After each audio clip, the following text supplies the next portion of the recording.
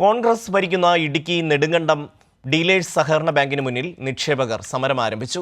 നിക്ഷേപ തുകയും പലിശയും തിരികെ ലഭിക്കാത്തതിനെ തുടർന്നാണ് സഹകാരി കൂട്ടായ്മ സമരം ആരംഭിച്ചത്. KPCC നിർവാഹക സമിതി അംഗവും കോൺഗ്രസിന്റെ ജില്ലയിലെ മുതിർന്ന നേതാക്കളുമടക്കം തട്ടിപ്പ് നടത്തിയെന്ന കണ്ടെത്തലിൽ ക്രൈംബ്രാഞ്ച് അന്വേഷണം നടക്കുന്ന ബാങ്കാണ് ഡീലേഴ്സ് കോഓപ്പറേറ്റീവ് ബാങ്ക്.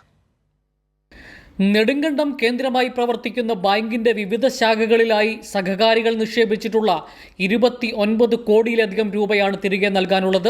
കാലാവധി അവസാനിച്ചിട്ടും നിക്ഷേപ തുകയോ പലിശയോ തിരികെ ലഭിക്കാതായതോടെയാണ് നിക്ഷേപകർ സമരം ആരംഭിച്ചത്. കഴിഞ്ഞ 2 വർഷമായി ഈ പ്രസ്ഥാനത്തിൽ നിന്ന് നിക്ഷേപകർക്ക് അവരുടെ പണം തിരികെ കിട്ടാതായിട്ടുണ്ട്.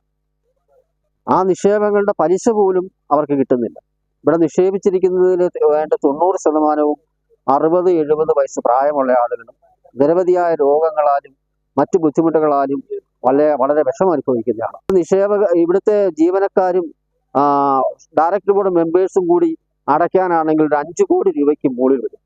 ആ പണം അടച്ചു കഴിഞ്ഞാൽ, ആ പണത്തിന്റെ പകുതി അടച്ചു കഴിഞ്ഞാൽ ഇവിടെ നിക്ഷേപകർക്ക് കൊടുക്കാനുള്ള പൈസയിൽ കുറേയെങ്കിലും കൊടുത്തു തീർക്കാനും ഇവിടുത്തെ പ്രശ്നങ്ങൾ താൽക്കാലികമായി അവസാനിപ്പിക്കാനും സാധിക്കും. ഈ എമൗണ്ട് ഒന്നുമല്ല, 20 ലക്ഷവും 25 ലക്ഷവും 30 ലക്ഷവും അതിന് മുകളിലോട്ടുള്ള ആൾക്കാരാണ്. പാവങ്ങൾ 50 എടുത്തവർ, 80 എടുത്തവർ, 1 ലക്ഷം എടുത്തവർ അവർ കൃത്യമായിട്ട് പൈസ അടയ്ക്കുന്നുണ്ട്. അവരുടെ പൈസയാണ് ഇപ്പോൾ ഈ ബാങ്കിൽ വന്നുകൊണ്ടിരിക്കുന്നത്. വൻ തുകകൾ എടുത്ത ഒരാളും പൈസ അടയ്ക്കാൻ തയ്യാറാകുന്നില്ല. നമ്മൾ അവരോട് ചെന്നാൽ അവരെ നമ്മൾ അപമാനിക്കുകയാണ്, ആക്ഷേപിക്കുകയാണ്. ആ ഒരു സാഹചര്യമാണ് ഇപ്പോൾ നിലനിൽക്കുന്നത്. അവധി പറഞ്ഞ് കബളിപ്പിക്കുകയാണ് എന്നാണ് നിക്ഷേപകരുടെ ആരോപണം. നിക്ഷേപകർ ബാങ്കിന് മുമ്പിൽ സമരം ആരംഭിച്ചതിനെ തുടർന്ന് ബാങ്ക് സെക്രട്ടറിയും പ്രസിഡന്റും നിക്ഷേപകരോട് സംസാരിക്കാനെത്തിയതും വാക്കേറ്റത്തിന് കാരണമായി.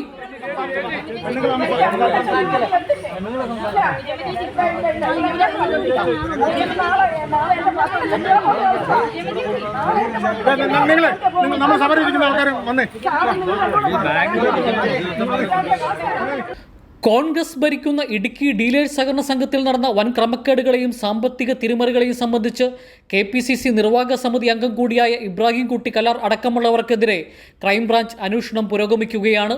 കൈരളി ന്യൂസ്, ഇടുക്കി.